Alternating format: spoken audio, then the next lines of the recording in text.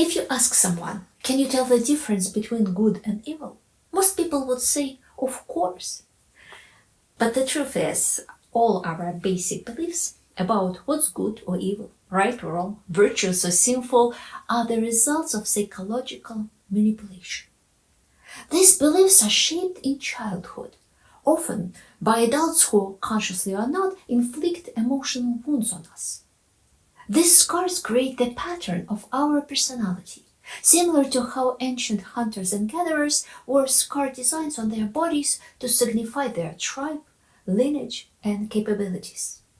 When we say this person just gets me, it often means they share a similar emotional scar pattern. We are from the same tribe. My name is Elvira Barry, and I'm a writer, philosopher, and teacher.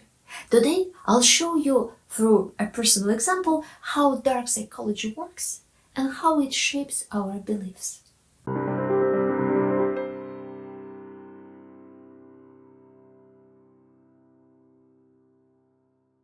I was born in the Soviet Union, where the government deliberately traumatized children to instill the desired beliefs in their minds. As a child, I loved reading, and each week my mom would travel miles to bring me books from the central library, books that were impossible to find in our shabby industrial neighborhood. One day, my mom brought home a thick, blue-covered book featuring a Native American riding a Mustang. The book was titled The Salt Rock's Land and was written by an indigenous author named Sat-Okh from Poland. The story left a profound impact on me.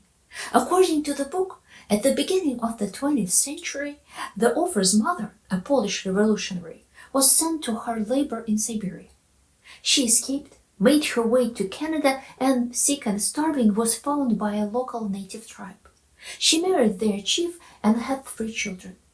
Just before World War II, she returned to Poland with her youngest son, Sat-Okh.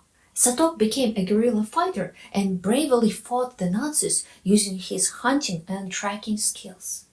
After the war, a friend convinced him to write about his childhood, resulting in stories like The Salt Rock's Land, Mysterious Tracks, and others.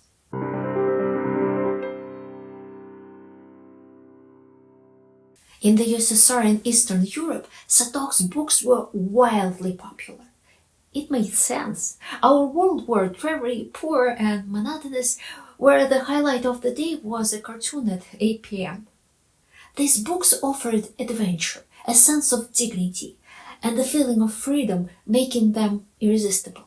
We played Indians, made up sequels to Sat-Okh's tales, and eagerly went on hikes to practice knife throwing, fire starting, and animal tracking. In many cities, a whole subculture of Indian enthusiasts emerged, especially in Poland. Sat-Okh would attend meetups in colorful favorite costumes, telling stories that captivated young imaginations. But there was more.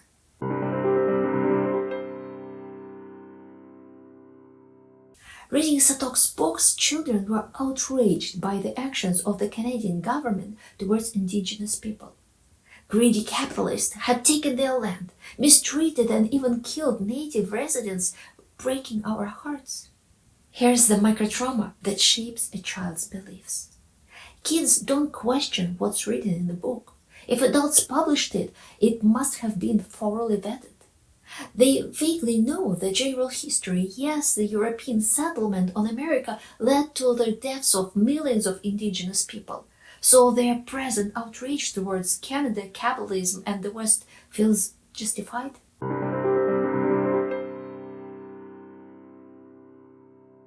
But Sat-Okh's entire story was a fabrication. His real name was Stanislav Suplatovich, and he wasn't a mixed indigenous heritage. Nor did he write his books. Ghostwriters were hired for a state-sponsored project, youth education in the spirit of communism. Anyone familiar with Soviet literary history knows that no books were accidentally popular. No one cared what the public really wanted. They were given only what was allowed. To make a novel popular, it needed to be stocked in hundreds of thousands of bookstores and libraries. written about in newspapers and discussed on the radio. Everything was planned and mandated. And sometimes propagandists struck a chord with the audience, like they did with the Indian theme. The lack of experts on indigenous cultures in Eastern Europe allowed Sat-Okh to lie without hesitation. He didn't know the details, got facts wrong, and jumbled the timeline. And this went on for decades.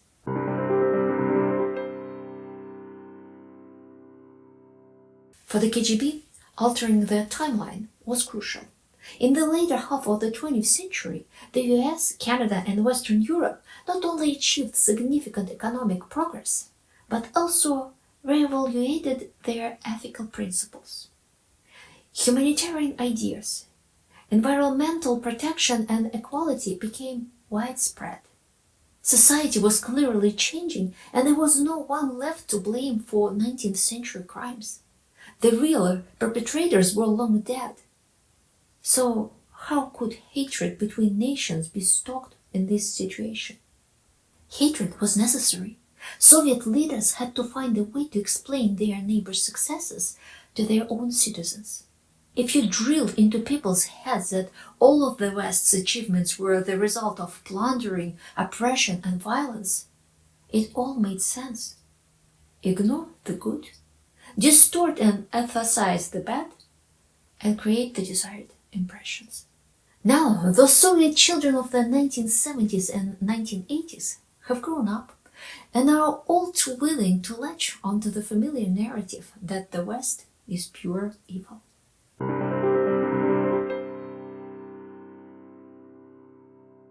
Our beliefs are shaped by stories we heard in childhood, the ones that steered our emotions.